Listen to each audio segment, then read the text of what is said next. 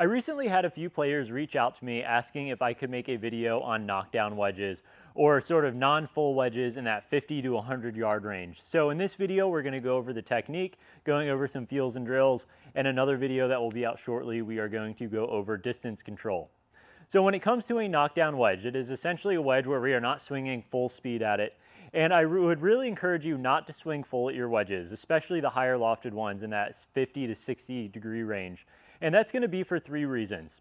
When you are watching high-level players, you are going to see very few of them hitting full wedge shots. Usually it is going to be clubbing up to take a little bit less loft, a little bit more of a half or three-quarter shot to bring that flight down. But those three reasons are going to be one, trajectory. We don't want to hit moon balls. We don't want to hit shots that launch straight up into the air most of the time. There's certain occasions, say you have to get one close to a pin that is tucked all the way in front of the green with a force carry, like say you have to get over a bunker and the pin is tucked just behind it. Greens are really firm, maybe a little bit downwind. You want to try to get that ball up high to land soft, but most of the time we don't have to do that unless there's a tournament on the line.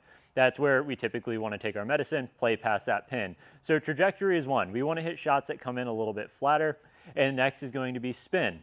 We don't want to hit shots that have uncontrollable spin where we're hitting it and spinning it 20 or 30 feet back. We want to bring shots in a little bit lower so they take one hop and sort of stop, or one, two, and kind of 1, 2, and then check, versus shots that we fly all the way there and rip back. Say you get a back pin to a green, and say there's water behind the green or something like that. If all you have is a full wedge shot and you fly this all the way back there, but you spin it 20 or 30 feet, you have no chance of getting close to that pin. With water long, you can't go after that, but so much. Even if you fly it to pin high, you're going to rip it back 20 or 30 feet. So that's where you need to be able to bring that height down and try to get that ball to kind of skip back there rather than hit next to it and spin all the way back.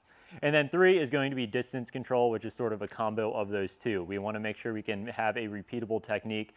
When you swing hard at these high lofted wedges, sometimes that ball can sort of ride up the face, and if you hit it up off the toe or up off the higher part of the face here, I should say, that can sometimes deaden it and it doesn't go as far. So the distance is going to be another one.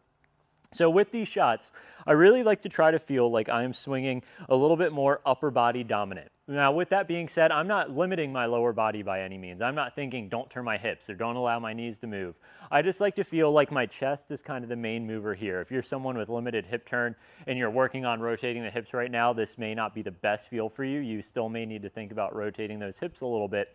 But the big cue I like for these is almost feeling like the end of this club and the center of my chest are rotating at the same rate. If one is moving, so is the other. I don't want to get here and just get very armsy with it. I don't want to feel like I'm getting the biggest turn in the world and really disconnecting with my arms or trying to lift this ball up in the air.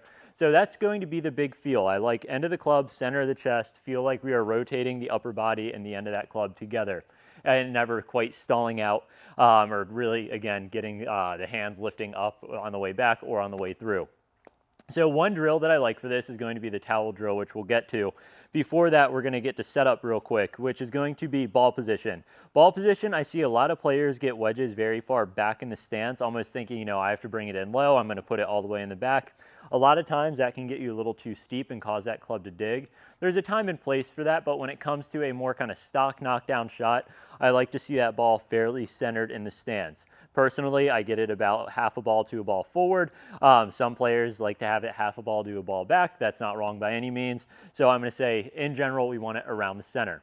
When it comes to the weight, I want to see about 55 or 60% of that weight on the front foot. I don't want you getting stacked all the way on this front side or starting to lean back. One big cue with these, and this goes for all shots around the, especially shots around the green, chip shots and pitch shots, but these wedges as well, is I don't want you getting to the point where you get your weight forward and you turn, and then as you rotate back, you start to let your chest start to fall back. That is where you're going to start chunking these. So that's where we want to get that weight on that front side, have that ball fairly centered, and we want to feel like we rotate that chest, really keeping that weight moving forward, finishing on that front side. So the drill that I like, that I mentioned, is going to be the towel drill. You can take a towel, you can take a shirt, and you can get it underneath the armpits across the front of the chest here, or if you want to go around the back, you can wrap it around the back and tuck it underneath the armpits this way. But basically, whichever way you choose to go with this, our goal is not to disconnect. We don't want to get in through here and feel like we start lifting the arms, making this very arm dominant movement. Or if you start to stall the body out, a lot of times what's going to happen is a little bit more of a chicken winging pattern, where if your rotation stalls, a lot of times the arms finish very close to the body, and that is where that towel is going to drop. So what that will look like down the line is rotation will stop, and then we kind of pull these arms around. That's where, again, if you can keep that chest moving a little bit better, that is going to help you with that connection and help you with contact with these. So this is one I would start very small. I would get the towel in place. We're going to get our setup and just go ahead and hit little shots, just kind of waist high to waist high, getting that feel. Just really making sure that you are staying nice and connected. As you get more comfortable, you can start to ramp the speed up and ramp up the length of the swing, but we're never going to go quite to full or 100% with these. So we can keep this towel in here, we can ramp it up a little bit. And that is going to give you a very nice connected shot. So one thing to note with this is when we are hitting knockdown shots, our swing is typically not going to be as long. So this is where we're going to get into a concept of hand depth, and I will have a recent video on this as well. So hand depth is essentially how far we are getting these hands back behind the body. This is something that can help the club shallow. So if we get the hands and the weight of the club back behind us a little more, that club typically is going to shallow a little bit better. But if we aren't swinging quite full, we may not get our hands quite as deep. So that can encourage some players, not all, to get a little bit steeper over the top with these. So what I will encourage those players to do, if you notice that is the case, if you start to feel like you come over the top on these, especially if you start to shank them, if you get in through here, you work over the top and you start to hit these off the heel and shank them out to the right for a right-handed player, it may be that lack of depth. So it's not that the movement is wrong, you just don't have the depth that you may get with a full swing. So what I'll encourage some players to do is close the stance by dropping this back foot slightly, and then close the shoulders, dropping this back shoulder back, front shoulder moves a little bit forward. And now as we close the stance in the shoulder line, this can help these hands get a little bit more inside a little earlier and work a little bit more around the body. Even though that swing is shorter from there, that club can shallow a little more efficiently. So that's just a little bit of troubleshooting you can do.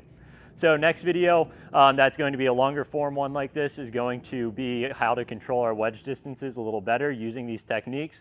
But that is how I would recommend you set up, and that is going to give you a few cues of making sure that you are rotating through these shots efficiently with that upper body.